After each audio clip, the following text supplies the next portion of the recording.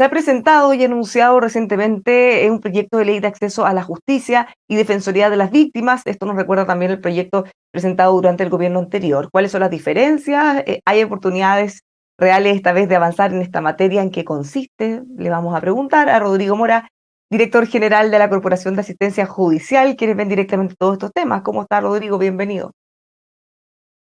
Hola, buenas tardes, Bárbara. Gracias por invitarme y invitarnos a la Corporación de Asistencia Judicial a Bueno, este ustedes programa. son de los más relacionados a este proyecto, quienes tienen que de alguna manera ejecutarlo. Para partir, ¿en qué consiste? ¿Cuáles son las novedades que traería? A ver, la verdad, nosotros somos un servicio que ya lleva muchísimo tiempo, ¿no es cierto? Es un servicio que fue creado en 1981. De las maneras en las cuales lo conocemos, la corporación se conoce de varias maneras. Primero, es el lugar donde los estudiantes de Derecho, licenciados en Derecho o en Ciencias Jurídicas y Sociales hacen su práctica, ¿no es cierto? En los consultorios de asistencia jurídica y social.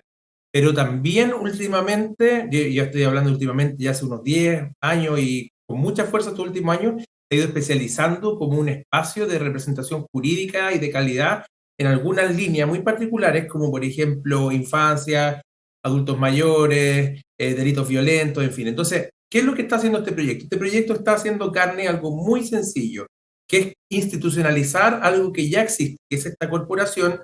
En la actualidad son cuatro, ¿no es cierto? En las regiones del país son cuatro corporaciones macrozonales en una sola. Y juntar esas corporaciones macrozonales con 16 direcciones regionales, donde finalmente lo que vamos a poder hacer es unificar esas líneas de trabajo, tanto aquellas que están consideradas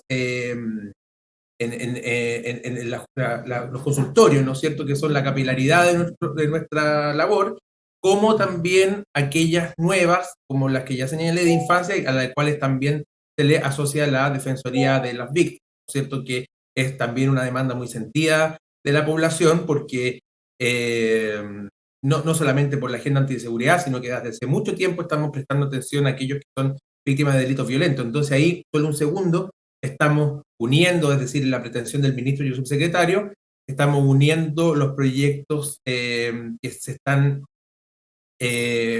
focalizando básicamente en la defensa de víctimas, tanto en la Corporación de Asistencia Judicial como también en el programa de atención a víctimas de delitos violentos que tiene el Ministerio del Interior. Entonces esas dos cosas quedan en una. O sea, es decir, este proyecto es más bien como una reorganización, lo cual nosotros celebramos, por supuesto, porque es muy útil, digamos, para lo que la gente... ¿Qué diferencia ve entre el proyecto que habían presentado en el gobierno anterior de Defensoría de las Víctimas y este?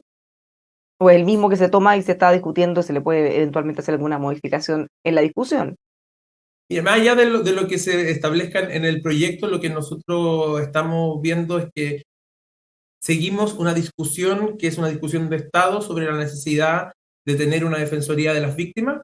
Entendemos también que la defensoría de las víctimas no es una cuestión que haya estado, digamos, en las mayores demandas, pero que hay un momento como este donde sí se transforma en una demanda sentida, donde el gobierno toma proyectos anteriores. Recordemos que este no es un proyecto nuevo el que estamos viendo ahora, sino que es una indicación sustitutiva de ya algo ya presentado por el gobierno del presidente Piñera. Entonces, lo que estamos haciendo es tomar ese proyecto también y darle pequeños ajustes, focalizando, reorganizando. Entonces, finalmente, algo que va muy en la línea de lo ya discutido, ¿cierto? Estamos juntando esfuerzos. Eso es lo que Ahora, yo diría. viendo por parte de las cosas que usted mencionaba, como primera, como la organización, el hecho de tener un gran órgano centralizado y descentralizar los demás en 16, como decía usted. ¿Qué implica eso, esa descentralización y desconcentración, como se ha manifestado? ¿Qué O implica en la sea, práctica?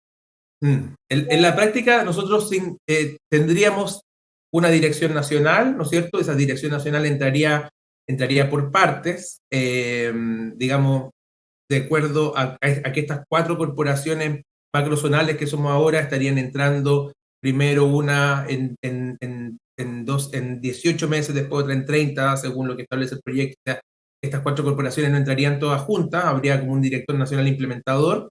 Y luego de eso, esas 16 direcciones regionales que se elegirían por alta dirección pública también suponen la creación a su costado, ¿no es cierto?, al lado de la Dirección Nacional, de una subdirección que se va a llamar Defensoría de las Víctimas. y en conjunto a eso, las direcciones habituales, que son aquellas que de planificación y de lineamientos generales que tiene todo organismo público, ¿no? ¿Eso qué es lo que va a significar? Lo mismo de ahora, pero con la diferencia que existe una sola cabeza arriba, y esa única cabeza es la que va a distribuir finalmente la oferta pública, como llamamos, de servicios de acceso a la justicia a todo el país, con criterios de racionalidad, porque cuando usted tiene, por ejemplo, pasa mucho que si usted tiene 4 servicios públicos en todo el país que hacen la misma labor, finalmente lo que hacemos, y esto es una cuestión que también se puede aplicar a otros ámbitos de la economía, incluso uno genera como duplicidades, ¿no es cierto? Genera como pérdidas de eficiencia, se podría decir. Entonces Ahora, siempre concentraciones efectivas ahí. ahora, además de las duplicidades, podemos encontrar diferencias de criterio, si es que son distintos órganos que están tomando las mismas decisiones. Sí, efectivamente. O sea, por ejemplo, nosotros, a pesar de que nosotros nos coordinamos muy bien ahora con la Dirección de Asistencia Jurídica del Ministerio de Justicia, lo que se genera con una sola dirección nacional es primero la fuerza técnica radicada en una sola autoridad, ¿no es cierto? Y la posibilidad de poder generar criterios unificadores en todo el país. A pesar de lo anterior, que existen zonas, por supuesto, donde el acceso a la justicia es más prevalente, porque nosotros somos un servicio, digamos, que respondemos básicamente al Estado social. Es de los pocos servicios que quedan, diríamos, dentro de nuestra legislación que tiene en su entendido la responsabilidad de otorgar un abogado a quienes no tengan los medios para proveerlo. Entonces, evidentemente, nuestra principal destinación son los ciudadanos y personas más vulnerables del país. Entonces, eso va a ser, digamos, que los acentos que se puedan poner en este servicio nacional puedan ser muy buenos también, porque nos va a significar mirar el país en conjunto y no fragmentadamente. Se habla también de la importancia de incorporar una asistencia jurídica más especializada. ¿Qué implica eso también en la práctica? Nosotros en la actualidad estamos prestando líneas especializadas de servicios jurídicos. Y ahí yo quisiera destacar, por ejemplo, lo primero que tuvimos que fue otorgar asesoría especializada en materia laboral. Eso fue ya hace unos 15 años, ¿no es cierto? Y después se fueron sumando, junto con el tiempo, pequeños programas presupuestarios, porque lo que se va señalando es que se genera la necesidad, a partir de la necesidad generamos el programa. Entonces entró a regir el Centro de Atención de Víctimas de Delitos Violentos, el CAVI, junto con el programa de Interior. Después, el presidente Piñera creó la Oficina de Defensa del Adulto Mayor. Después se creó el programa Mi Abogado y después, ahora último, el presidente Boric creó La Niñez y la Adolescencia se Defiende. Entonces, todos esos programas son muy buenos, pero son programas. En el fondo, dependen mucho de los recursos particulares que entrega la Dirección de Presupuesto para la subsistencia de esos programas.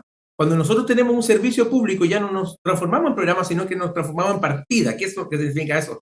Es que la Dirección de Presupuesto va a poder ex ante definir, digamos, las líneas para programas que ya existen y que van a ser evaluados como tal y de manera mucho más seria, digamos. Yo no quiero decir que con esto el servicio que estemos prestando sea malo, pero creo que nos da una seriedad, nos da una misión más fuerte, un objetivo más robusto, y también significa algo que es súper importante, significa que se está poniendo la prioridad finalmente en una dimensión de la agenda de defensa jurídica, incluso de la propia agenda de seguridad, que es que el hecho de la representación jurídica importa, es decir, importa el hecho de que uno tenga acceso a un abogado, no es una cuestión como menor, sino que es parte como de un sistema mayor. Volvamos ahora, o vamos ya al concepto de Defensoría de las Víctimas, atención integral. ¿Qué implica esto? ¿Cuál es la diferencia de lo que tenemos ahora actualmente? Porque se suele decir que es el colmo, que mientras los delincuentes o los victimarios tienen siempre su abogado y todo su equipo defensor, no así las víctimas. Sí, nosotros entendemos eso y yo creo que también lo entendemos porque nuestra propia experiencia nos ha dicho un poco como lo contrario, en el sentido de que nosotros prestamos servicios de defensoría de las víctimas. Ahora bien, defender víctimas, por supuesto, implica un costo económico importante. ¿Por qué? Primero, porque esto es como para entender cuál es la expectativa un poquito dentro de los servicios de justicia. El hecho de que la víctima entre en un proceso como interviniente significa para nosotros tener la expectativa de algo muy, muy largo, porque los procesos son largos y no siempre satisfacen las expectativas de las víctimas.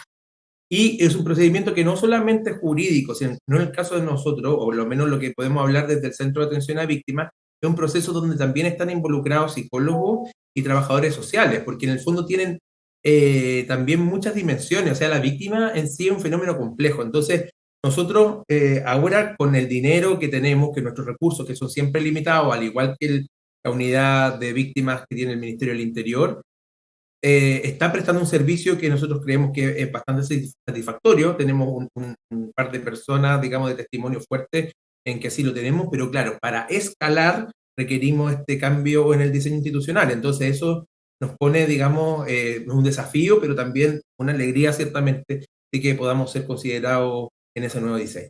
O sea, este proyecto viene aparejado entonces con hartos recursos nuevos, porque si no sería difícil que se pueda implementar. Así es, así es. O sea, ya tenemos ya recursos nuevos respecto a la atención de niños, niñas y adolescentes, que es un programa al cual el presidente le ha puesto mucho empeño, mucha dedicación, y ahora, digamos, también tenemos considerado más recursos, sobre todo en recursos humanos, porque eso es lo que más necesita. El tema de las víctimas, como yo te comentaba, como fenómeno complejo, requiere esa triada, ese equipo especial. Es una persona que llega muy violentada y el abogado no tiene las herramientas, digamos, para poder acompañarla en todo su camino. Entonces, ahí creemos que es interesante el acento que se ha puesto y también con la plena garantía quizás que es una corporación que se va a consolidar como un servicio nacional y no que se va a desmembrar.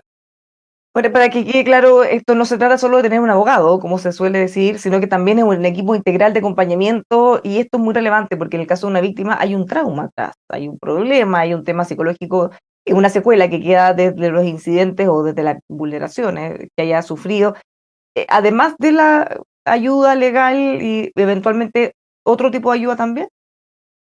Efectivamente, o sea, la ayuda jurídica es como solamente una parte de nuestra actividad. Nosotros trabajamos con psicólogos que son especialistas en trauma. Y el trabajador social, porque el trabajador social también es capaz de poder orientar a la reparación de vulnerabilidades de esa persona que fue víctima de manera conexa. Porque, por ejemplo, también esta persona viene, por ejemplo, por un delito violento, pero resulta que viene también de un entorno violento donde podría estar sufriendo problemas de hacinamiento en materia de vivienda, problemas de abuso sexual. Entonces, ¿qué es lo que tiene que hacer también un trabajador social? Un trabajador social toma a la víctima y le dice, mire, acérquese aquí, o bien es capaz de coordinar la oferta pública de asistencia también para que la víctima sea entendida de manera integral. Entonces, si nosotros fuéramos solamente abogados, no nos da, porque el problema no es capaz, digamos, de solucionarse íntegramente. Y eso a veces es una lástima porque a veces uno quisiera que fuera todo más rápido, pero la verdad se trata de procesos bien complejos. Ahora, mirando lo que tenemos ahora y lo que podríamos tener, ¿cómo ve usted que eso va a mejorar y va a ser mucho más integral y completo el servicio que se está entregando? Sí, o sea, nosotros creemos que finalmente si es que en el fondo esto depende mucho de la representación parlamentaria y lo que siga estableciendo el ministro, digamos, y el subsecretario, pero creemos que en general la integralidad que está dada por esta ganancia de eficiencia y sumado al mayor aumento presupuestario, vamos a poder entregar un mucho mejor. Bueno, hay otro proyecto también que está ahí relacionado al proyecto Inocentes. ¿En qué consiste ese otro? Bueno, el proyecto Inocente es un proyecto que tiene que ver de manera muy sentida con aquellas personas que han sido víctimas de un error judicial.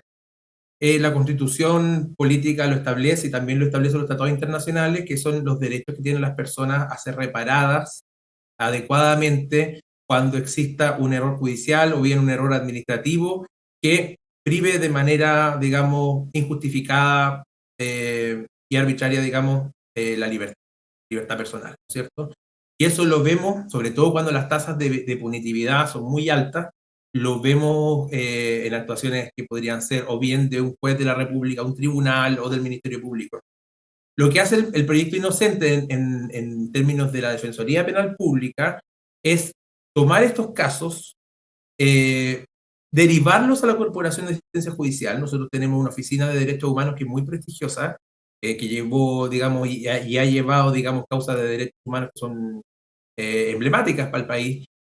tomarlo, llevarlo, digamos, al procedimiento civil para la obtención de la indemnización y después de conseguir la indemnización en ese caso, poder visibilizar el caso para la reparación completa del sistema. Nosotros vimos recién dos testimonios, que son dos testimonios muy, muy claros en el lanzamiento del programa. Uno de ellos, una persona imputada por hurto, la cual fue erróneamente encarcelada, y una persona después imputada por abuso sexual, que fue incorrectamente sometida a prisión preventiva.